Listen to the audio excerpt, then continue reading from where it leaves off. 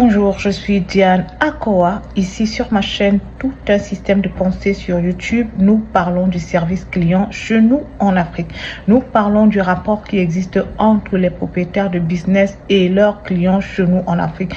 Nous parlons ici de la manière avec laquelle les clients sont traités. Ce n'est pas une manière des plus reluisantes. Les clients sont maltraités, les clients ne sont pas respectés, les clients sont à la limite humiliés.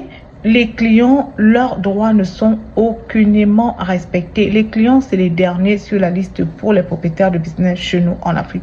Le pourquoi, le comment, nous allons essayer de comprendre ici sur cette chaîne ensemble, et nous allons également essayer d'implémenter des solutions qui vont aider à ce que les business changent cette mentalité. J'appelle ça mentalité, pourquoi? Parce que j'ai constaté que ça ne s'arrête pas seulement au niveau du continent. Même lorsqu'on sort hors du continent africain, on a constaté que les Africains qui ont des business à l'extérieur du continent, hors du continent, ont tendance à perpétuer cette mauvaise habitude, ont tendance à faire la même chose en fait. C'est pour ça que je parle d'une mentalité, parce que c'est comme si ça nous suivait partout où nous allons. Alors si vous êtes nouveau sur ma chaîne, n'oubliez pas de vous abonner, activer la cloche de notification pour ne plus rater ce qu'on se dit ici sur la chaîne. Mettez le pouce, likez nos vidéos pour montrer que vous appréciez et que vous aimez ce que nous faisons ici. Laissez des commentaires s'il vous plaît, partagez votre expérience avec nous. Nous n'avons pas la science infuse. Partagez la vidéo autour de vous pour que ce message aille de bouche à oreille et que les lignes puissent bouger. Alors aujourd'hui, je vais parler des aéroports, les services dans les aéroports chez nous en Afrique. Je vais pas seulement m'arrêter sur le service dans les aéroports chez nous en Afrique, mais je vais vous montrer une projection de ce qui se passe dans nos aéroports, comment est-ce que ça nous suit, nous les Africains, et comment ça nous cause un préjudice même quand on est dans les aéroports internationaux. Alors, dans nos aéroports, nous savons, le service client, c'est comme partout ailleurs chez nous en Afrique, c'est toujours approximatif. Même quand ils essayent de faire des efforts, c'est toujours approximatif. Ce n'est jamais vraiment ça. Et je pense que peut-être parce que auparavant, personne n'a essayé de soulever ce problème qui est extrêmement grave, parce qu'il nous limite même au niveau du business. On crée des activités, on sait comment créer des activités, on sait comment essayer d'expandre des business, on sait comment faire ci, ça, mais on a oublié l'essentiel. D'où nous sort notre chiffre d'affaires, le client. Comment est-ce que nous pouvons négliger la source même de notre revenu? Comment est-ce possible? Moi, je n'arrive pas à expliquer ça. Alors, au niveau des aéroports, qu'est-ce qui se passe chez nous en Afrique? Les services dans les aéroports sont médiocres. Ça, on le sait déjà. Moi, c'est-à-dire, j'en ai été victime à plusieurs reprises. Je crois que sur cette chaîne, j'ai déjà eu à raconter plusieurs anecdotes, plusieurs expériences que j'ai eues dans les aéroports, avec les services des aéroports chez nous en Afrique. Et je vous dis déjà que la plupart des compagnies aériennes qui sont implantées chez nous en Afrique, ce sont des compagnies internationales. Nous avons rarement nos propres compagnies locales qui sont là au service des populations, au service des voyageurs. C'est pour la plupart du temps des compagnies aériennes internationales. Mais quand ces compagnies aériennes internationales sont implantées en Afrique, bien sûr que ces personnes vont engager le personnel local. Ils vont prendre des personnes sur place pour travailler. Ils se déportent rarement, difficilement avec le personnel qui vient de leur pays d'origine. Et c'est ça qui fait en sorte que nous nous retrouvons avec des Africains qui travaillent dans ces compagnies aériennes au service de leur population, qui sont des clients de ces compagnies aériennes. Et ces grandes compagnies aériennes qui sont à l'échelle internationale ont des normes de gestion du service client qui sont respectées dans leur pays. Mais quand on arrive au niveau de l'Afrique, catastrophe. Ça commence et on se retrouve avec un service totalement différent. C'est dans les aéroports que vous allez voir des hôtesses qui vont vous gronder. C'est dans les aéroports chez nous en Afrique que vous allez voir un chef d'escale qui arrive, qui est monté sur ses grands chevaux, qui parle aux passagers n'importe comment, qui décide que tel ou tel ne va pas prendre son vol parce que voilà, il énumère des raisons affabulantes. Et c'est dans les aéroports chez nous en Afrique que tu vas voir tout genre de trafic bizarre où on va vous demander ci, on va vous demander ça, rien à voir avec le service qui doit être fait. Et la plupart du temps, c'est toujours des problèmes. Il faut connaître quelqu'un, il faut que quelqu'un vous aide à faire ci ou ça, alors que c'est quelque chose c'est un service qui devrait être fluide. Et comme je l'ai déjà dit une fois sur cette chaîne, les aéroports, c'est le lieu par prédilection du service client. C'est là où le service client doit exceller parce que c'est un rapport face à face avec le client. Et à ce moment-là, un mot déplacé, un geste déplacé, une action mal posée, ça tourne au vinaigre, ça tourne à la catastrophe et vous perdez des clients.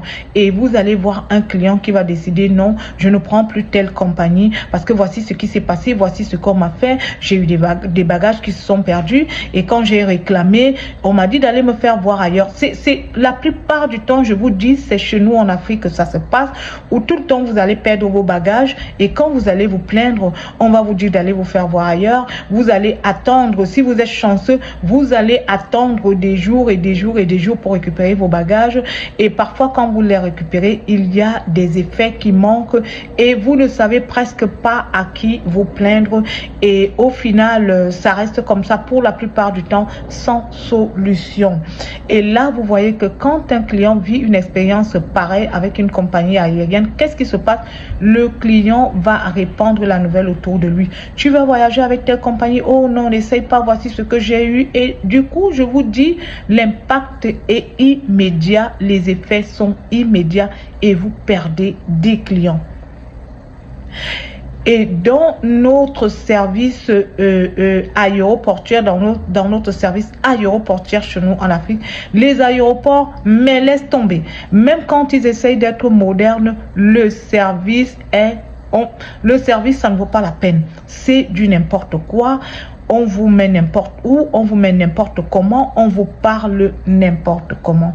Et vous savez comment cela se passe après à l'international? Eh bien, on en paye le prix. Vous avez déjà vu les aéroports internationaux? Il y a des aéroports internationaux où quand tu arrives, voilà, tu peux immédiatement connaître comment on appelle le terminal pour les vols qui vont en Afrique. Quand vous arrivez dans ces terminaux-là, c'est sale, c'est pas entretenu, le service est approximatif, on vous parle n'importe comment. Pourquoi? Parce que ces compagnies aériennes internationales, comme je vous ai dit, elles se retrouvent en Afrique. Elles ont aussi un personnel qui se retrouve là-bas. Leurs hôtesses se retrouvent là-bas. Et ces personnes voient comment nos personnes locales qui dirigent ces compagnies là-bas traitent les clients et ils se servent de ça, ils regardent ça et ils viennent reproduire la même chose quand on se retrouve dans leurs aéroports. On a le même service en fait. Quand vous voulez poser une question, c'est du genre, vous voyez, quand on vous répond, c'est du genre, chez eux, ça se passe comme ça. Hein, pourquoi ils veulent venir réclamer un autre standard ici, alors que chez eux, voilà le standard qu'on leur sert. Ça nous suit partout. Parce que chez nous-mêmes, on a montré chez nous qu'on traite très mal les clients et puis ça ne dérange personne. Alors quand on arrive à l'extérieur, on nous sert simplement ce qu'on a l'habitude de consommer. On ne change pas le service. Parce que moi, par exemple, quand je voyage, je sors peut-être d'un terminal avec des vols qui allaient ou alors qui sortaient des pays développés. et je suis en transit, je vais maintenant dans un terminal où je vais prendre le vol qui m'amène en Afrique. Mais je vous dis, c'est 2 poids, 2 mesures, c'est 2 mondes, 2 destins. Et tout ça pourquoi? C'est le service client que nous-mêmes on montre d'abord chez nous en Afrique. C'est la manière avec laquelle on traite les clients chez nous en Afrique. Et ces gens-là savent que c'est comme ça qu'on fait chez nous. Et ils nous servent tout simplement notre plat local. Ils ne changent pas. Ils ne viendront pas nous servir du caviar alors que chez nous, voilà, on nous sert de n'importe quoi. Et c'est pour ça que je suis toujours en train de dire, les gars, il faut qu'on fasse un effort. Le service client est important. Le service client est crucial. Il faut que les personnes qui ont des business chez nous en Afrique regardent cela avec un œil très important. Il faut prendre le temps de revoir le service client chez nous. Il faut prendre le temps de réévaluer la manière avec laquelle vous traitez les clients chez nous parce qu'il y a des répercussions en aval. Il y a des répercussions en aval. Ce qu'on fait en amont, il y a des répercussions en aval. Et quand vous allez dans les aéroports, je ne suis pas seule, hein. Tous ceux qui m'écoutent en ce moment savent que le service client chez nous dans les aéroports, c'est laisse tomber. Tout le temps, il y a des plaintes.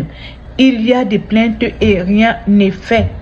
Et vous savez quoi, les multinationales, qu'est-ce qu'elles font? Elles essayent toujours de, comment on dit ça, en anglais on dit customize. Ça veut dire elles ajustent les services par rapport au lieu ou par rapport à l'endroit, par rapport aux cultures, par rapport aux mœurs. Voilà, ils font des ajustements pour que même s'ils vont implanter leur société ailleurs, hors de chez eux, que ce qu'ils mettent en place là-bas soit voilà en adéquation avec ce que avec les valeurs locales, avec les mœurs locales, avec la manière de vivre des personnes qui sont sur place. Alors si quand on vient implanter, on recrute des personnes locales pour servir leur population, c'est pour que le courant passe bien et que la communication, c'est pour des raisons de communication efficace. Mais si quand vous-même vous arrivez, vous servez vos populations comme du n'importe quoi, vous n'espérez tout de même pas que les autres nous prennent au sérieux. Les autres ne vont pas nous prendre au sérieux si nous-mêmes on ne se prend pas au sérieux. Quand vous allez dans les aéroports, ils sont là, vous voyez quand même, ils ont toujours des représentants qui sont là quand même pour superviser à des hauts niveaux. Ils voient comment vous traitez les gens, ils voient comment vous traitez les clients. Ils voient et puis ils se rendent aussi compte que les clients aussi sont des personnes qui acceptent tout, qui sont dans l'acceptation, je veux dire, qui sont qui ne se plaignent pas, qui trouvent tout ça normal et ils se disent c'est peut-être leur manière de communiquer. Et maintenant, quand on se retrouve en aval de leur côté, ils nous servent la même communication médiocre parce qu'ils se disent c'est le langage qu'ils comprennent. En fait, ils ne savent pas que c'est mauvais. Mais chez eux, ils savent que non, la norme, c'est de bien parler aux clients, c'est d'entretenir le client, c'est de prendre soin des clients, c'est d'être à l'écoute des clients, c'est de se plier presque à la volonté des clients. Mais ils se disent, peut-être de leur côté là-bas, le client se sent plus à l'aise quand il est traité de cette manière, bafoué, on ne l'écoute pas, on le rabroue. C'est comme ça que ça se passe. Et ils intègrent cette façon de faire et ils nous la redonnent. Et on se plaint. Parce que là-bas, on se plaint. Hein. Mais chez nous, on ne se plaint pas. Et c'est pour ça que je dis tout le temps, d'un côté, je blâme beaucoup les clients chez nous en Afrique. Parce que les clients ont accepté du n'importe quoi. Les clients ont accepté du n'importe quoi. Vous savez, je vais vous raconter, je vous donne toujours une anecdote. Un jour, je suis dans un aéroport, quelque part en Afrique, et là, j'ai un bébé. J'ai un bébé, et là, j'ai un bébé, j'ai mon bagage à main, et là, je suis en rang. Parce que là, on est en train de faire je sais pas moi, je crois que c'est le contrôle douanier ou le contrôle des frontières, un truc de ce genre. Toujours est-il qu'il y a un rang. Et là, tout le monde est en rang, ça se passe bien, il n'y a pas de souci. Et puis, je serai obligée de dire ça comme ça. Il y a 2 Caucasiens qui s'amènent, c'était des Anglais. Ils s'amènent Ils sortent de je ne sais où et ils sont là en train de regarder parce que bon, là, le rang est quand même assez rallongé.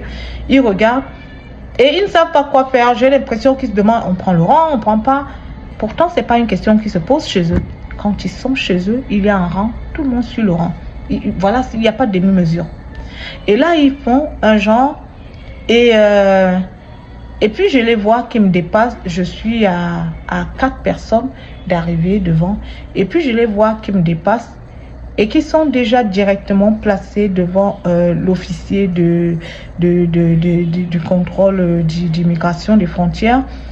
Et là, je constate que ils sont en train de s'insérer dans le rang et ils sont déjà... Et là, je vous dis tout de suite, non, non. Alors, je sors du rang, je m'avance vers eux et je leur demande, excusez-moi, qu'est-ce qui se passe ici?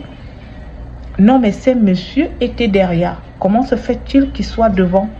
Comment se fait-il qu'ils soient en train d'être servis? Et vous voyez, quand je commence cette approche, tout le monde me regarde et les regards, c'est du genre, elle peut laisser, regardez ce qu'elle est en train de faire. En fait, personne ne trouve que moi, mon approche est normale. On trouve plutôt que voilà, je suis en train de faire quelque chose d'extraordinaire, alors que ce que je fais n'est que normal.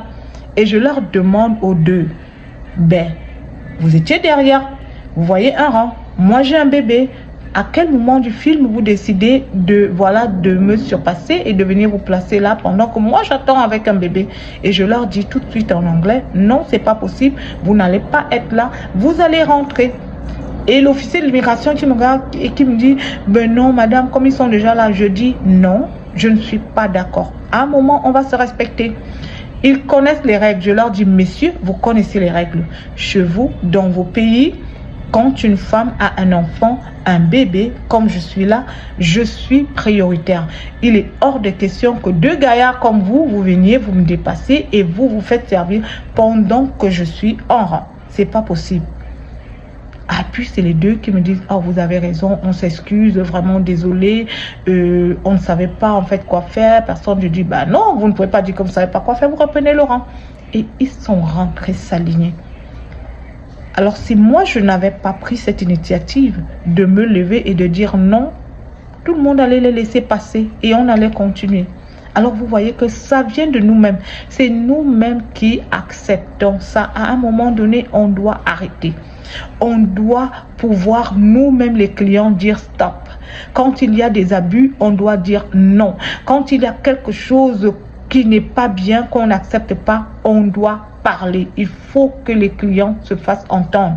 Il faut que les clients n'acceptent plus n'importe quoi. Alors, c'était un peu de ça que je voulais parler aujourd'hui, des services dans les aéroports, de parler comment est-ce que ça se passe chez nous et comment, à cause du mauvais service client dans les aéroports, cela est transposé dans d'autres aéroports à l'échelle internationale pour les Africains, pour les terminaux où les Africains sont en train de voyager. On nous transpose le même service. En fait, on nous sert notre plat local et on est obligé de manger. Parce que même quand on se plaint, ils s'en foutent parce qu'ils disent, mais chez eux, ils font comme ça. Pourquoi ils ne se plaignent pas là-bas? Donc, c'était un peu ça pour aujourd'hui. Essayons d'améliorer les choses. Essayons d'améliorer le service client. C'est très important. C'est une très mauvaise mentalité qui ruine les commerces, qui ruine les business, qui ruine les activités, qui ruine l'économie et qui garde l'Afrique en bas. Alors, c'était ça pour aujourd'hui. Partagez la vidéo au maximum. Mettez le pouce, likez pour apprécier notre travail. Mettez-moi des commentaires. Relatez-nous vos expériences dans les aéroports chez nous en Afrique et en bon entendeur, appliquez seulement.